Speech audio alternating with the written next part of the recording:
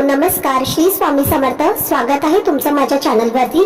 आजचा दिवस तुमच्यासाठी आनंददायी, सुखकारक आणि समाधानदायक जावो हीच मी स्वामींच्या चरणी प्रार्थना करते आणि आजच्या या नवीन व्हिडिओला सुरुवात करते. पण त्या अगोदर तुम्ही माझ्या चॅनलवरती जर नवीन असाल तर चॅनलला पण लगेच सबस्क्राईब करा आणि कमेंटमध्ये श्री स्वामी समर्थ लिहायला अजिबात विसरू नका. पितृपक्ष हा भाद्रपद महिन्याच्या शुक्ल पक्षाच्या पौर्णिमेपासून सुरू होतो आणि अश्विन महिन्याच्या कृष्ण पक्षातील अमावस्येपर्यंत चालतो. आपल्या हिंदू धर्मात पितृपक्षाला फार महत्त्व आहे. या काळात आपल्या पूर्वजांच्या आत्म्याच्या शांतीसाठी पूजन केलं जातं. काही खास उपाय देखील केले जातात ज्यामुळे पितृदोष हा कमी होतो.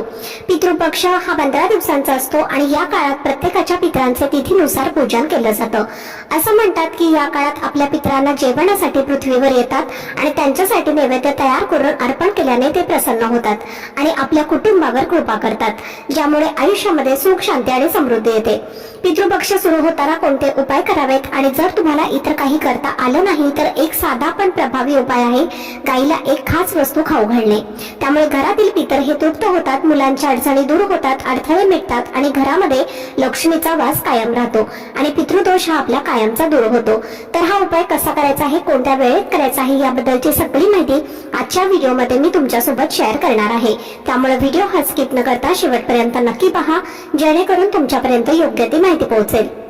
आणि तुम्ही माझ्या चॅनलवरती जर नवीन असाल तर चॅनलला पण लगेच सबस्क्राईब करा आणि बेल आयकॉनला पण प्रेस करा, म्हणजे मी जेव्हा कधीही नवीन व्हिडिओज अपलोड करेन त्याचं नोटिफिकेशन सर्वात आधी तुम्हाला मिळेल आणि तुमचा एकही व्हिडिओ हा मिस होणार नाही. भाद्रपद शुक्ल पक्षाची पौर्णिमा म्हणजे पितृपक्षाची सुरुवात 7 सप्टेंबर पासून होते आणि अश्विन कृष्ण पक्षातील अमावस्या म्हणजे 21 सप्टेंबरला पितृपक्ष संपतो.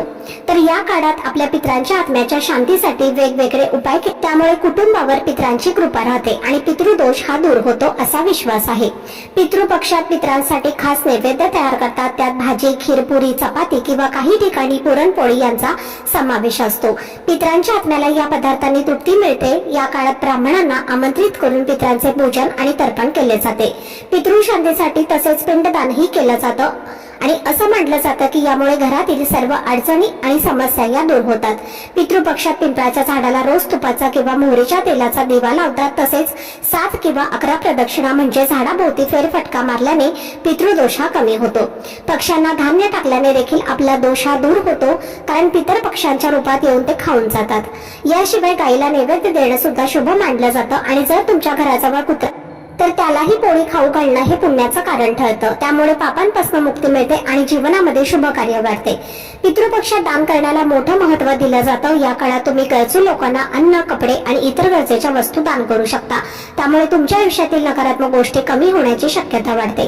पितृपक्षात अनेक नियम आणि उपाय पाळले जातात जे आपल्या घरात शांतता आणि समाधान ठेवतात.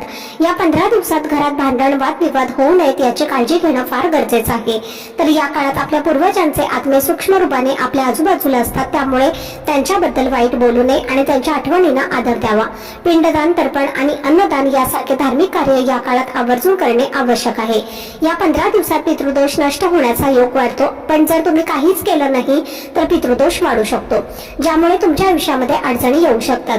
पितृदोषामुळे जेव्हा आपण काही कामं सुरू करतो तेव्हा ते यशस्वी होत नाही, दुःख, संकट वाढतात आणि घरातील आर्थिक स्थिरता देखील टिकत नाही. मनातील अनेक इच्छा पूर्ण होत नाहीत, मग त्या आर्थिक असोत किंवा आरोग्याशी संबंधित असोत. तर अशा वेळी पूर्वजांचे स्मरण करून त्यांच्या आशीर्वादानेच यश मिळते. आपल्या जीवनात पितृपक्ष हा एक महत्त्वाचा काळ आहे जिथे पूर्वजांसाठी पूजा, तर्पण आणि दिवा लावणं आवश्यक असतं. तर या काळात दररोज संध्याकाळी घरातल्या दक्षिण दिशेला तोंड करून दिवा लावावा आणि पितृस्तुती हे वाचावं, म्हणजे पितृस्तोत्राचं पठण करावं. यामुळे घरात भांडणं कमी होतात आणि शांती टिकून राहते. पती मुलांमध्ये सुद्धा प्रेम आणि ऐक्य वाढते, त्यामुळे संपूर्ण कुटुंब सुखी आणि समाधानी राहते. जेव्हा आपल्या मृत पूर्वजांचा आत्मा पृथ्वी तलावर येतो तेव्हा ते गाय, कावळा किंवा कुत्रा या रूपात दिसू शकतात. म्हणूनच पितृपक्षात गाईला एक विशेष वस्तू खायला घालणं खूप महत्त्वाचं आहे. गाईला ही वस्तू खाऊ घातल्याने आपल्या जीवनातील अनेक अडचणी दूर होतात आणि घरामध्ये सुख, शांती, समृद्धी वाढते. गाईमध्ये 33 कोटी देवता, देवी देवता वास करतात, त्यामुळे गाईची सेवा करणं म्हणजे देवतांची सेवा करण्यासारखं आहे. आपण प्राचीन काळापासून गायीची पूजा आणि सेवा केली आहे, त्याचा आपल्या जीवनावर खूप मोठा सकारात्मक परिणाम होतो. गायीची उत्पत्ती समुद्र मंथनातून झाली आहे, त्यामुळे गायीच्या पूजेमुळे आपल्या घराभोवती असलेल्या वाईट शक्ती दूर होतात.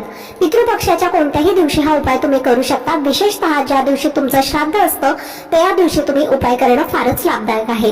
रोज वेळ मिळाल्यास रोजही करू शकता, पण घरात सुतक किंवा पांढरे संकट नसावे याची काळजी घ्या. तर हा उपाय पुरुष महिला कोणीही करू शकतात, त्यामध्ये काही अडचण नाही. हा उपाय करायचा असेल त्या दिवशी सकाळी लवकर उठायचं आहे. सर्वप्रथम घरातली नियमित देवपूजा तुम्हाला करून घ्यायची आहे आणि शक्य असल्यास दक्षिण दिशेला तोंड करून बसून पितृस्तुतीचं पठण करायचं आहे. आणि त्यानंतर हातपाय स्वच्छ धुवून एक नैवेद्य तयार करावा. नैवेद्य बनवायला थोडीशी कणिक घ्या आणि त्यामध्ये मीठ न घालता मळा. त्यातून चपाती तयार करून भाजून थंड करावी. नंतर एका प्लेटमध्ये ती चपाती ठेवा आणि त्यावर गूळ ठेवा. शक्य असल्यास तांदळाची खीर सुद्धा तयार करा.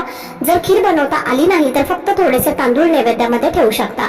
तांदळाची खीर पितरांसाठी आणि आपल्या या पितृपक्षाच्या 15 दिवसात विशेष असते. हा नैवेद्य घरभर तुम्हाला फिरवायचा आहे. हॉल, स्वयंपाकघर, बेडरूम सगळीकडे घेऊन फिरा आणि मग तुमच्या जवळ इथे गाय असेल तर तिथे जा. गायीच्या चारही पायांवरती पाणी ओता, हळद कुंकू अक्षता अर्पण करा आणि नंतर हा नैवेद्य गायीला खाऊ घाला. या उपायाने पितृदोष दूर होण्यास मदत होते आणि घरामध्ये सुख शांती समृद्धी वाढू लागते. गायीला नैवेद्य खाऊ घालत असताना तिचा चेहरा दक्षिण दिशेला असेल याची काळजी घ्या.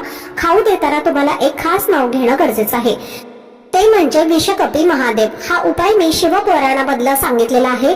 विषकपी महादेव यांचे नाव घेऊन तुम्हाला गायीला नैवेद्य अर्पण करायचं आहे. त्यानंतर गायीला थोडंसं पाणी पिण्यासाठी द्यायचं आहे. तर हा उपाय अगदी साधा सोपा पण अत्यंत सात्विक आहे. जर तुम्ही याला नियमित केले तर तुमच्या जीवनातील दुःख, दोष, गरिबी आणि अडचणी दूर होतील. घरातील पितृदोष हा देखील कमी होईल, मुलांच्या प्रगतीस मदत होईल आणि आयुष्यामध्ये सुख समृद्धी येईल. तर हा उपाय तुम्ही नक्की करा. याचा तुम्हाला आजचा व्हिडिओ जर तुम्हाला आवडला असेल, माहितीपूर्ण वाटला असेल तर व्हिडिओला लाईक, शेअर आणि चॅनलला सबस्क्राईब नक्की करा. भेटूयात पुढच्या व्हिडिओमध्ये. तोपर्यंत सर्वांना श्री स्वामी समर्थ.